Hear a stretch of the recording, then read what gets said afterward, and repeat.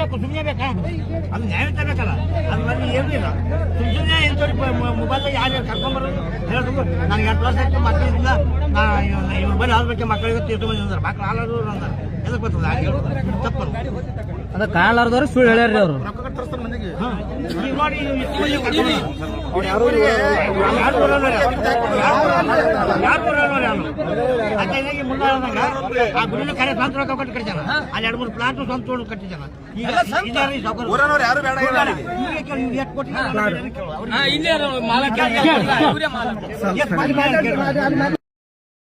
ಈಗ ಅನ್ನುವಂತ ಒಬ್ಬ ವ್ಯಕ್ತಿ ಇಲ್ಲಿ ದರ್ಗಾದಲ್ಲಿ ಇದ್ದಾನೆ ಅನ್ನುವಂತ ಒಂದು ಮಾಹಿತಿ, ಮಕ್ಕಳಾಗದೇ ಇರೋರಿಗೆ ಮಕ್ಕಳಾಗ್ತವೆ ಅನ್ನುವಂತ ಒಂದು ಭಾವನೆ ಮೇಲೆ ಬಹಳಷ್ಟು ಜನ, ಸಾವಿರಾರು ಜನ ಬರ್ತಾ ಇದ್ದಾರೆ ಅಂತ ಒಂದು ಮಾಹಿತಿ. ಈ ಮೇರೆಗೆ ಮಣಿಕಂಠ ರಾಠೋಡ್ ಅವರು ಈಗಾಗಲೇ ಒಂದು ಕಂಪ್ಲೇಂಟ್ ಅಲ್ಲಿ ನಲೋಗಿಯಲ್ಲಿ ಒಂದು ಕಂಪ್ಲೇಂಟ್ ಅನ್ನು ಕೂಡ ರೈಸ್ ಮಾಡಿದ್ರು. ಸೊ ಇವತ್ತು ಅಮಾವಾಸ್ಯೆ ದಿವಸ ಎಲ್ಲಾ ಜನರು ಬಂದಾಗ ತಾವು ಕೂಡ ಬಂದಿದ್ರಿ. ಏನು ವಿಷಯ ಅದು? ಇವತ್ತು ಏನಿವ ಡೋಂಗಿ ರಶೀದ್ ಮುತ್ಯ ಏನ್ ಮಾಡಕತ್ತಾನಪ್ಪ ಅಂತಂದ್ರೆ, ಈ ನಮ್ಮ ಹಿಂದೂ ಹೆಣ್ಣು ಮಕ್ಕಳ ಬಳಿ ಹೋದಾಗ ಲವ್ ಜಿಯಾದ್ ಮಾಡಂತ ಕೆಲಸ ಈ ರಶೀದ್ ಮುತ್ಯ ಮಾಡಕತ್ತಾನ. ಇದೇ 8 ಹಿಂದಗಡೆ ಇದನ್ನ ಮಣಿಕಂಠ ರಾಠೋಡ್ ಅಣ್ಣವರು ನೆಲವಾಗಿ ಪೊಲೀಸ್ ಸ್ಟೇಷನ್ ಅಲ್ಲಿ ಕಂಪ್ಲೇಂಟ್ ಕೊಡ್ತಾರೆ.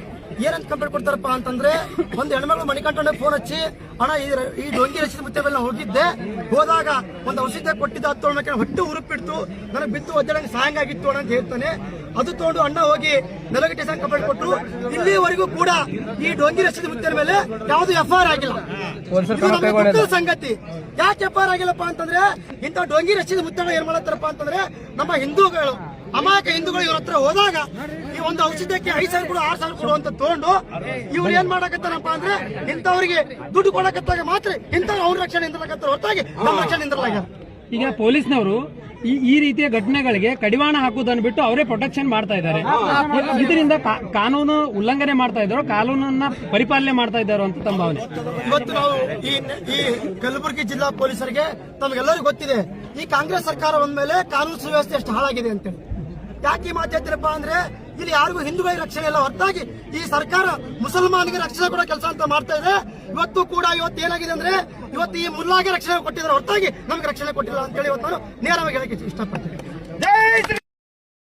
ನಾವು ನಾರಾಯಣಪುರಕ್ಕೆ ಬಂದಿದ್ದು ಟ್ರೇಲರ್ ಅಷ್ಟೇ, ಮುಂದೆ ಪಿಕ್ಚರ್ ಅದ.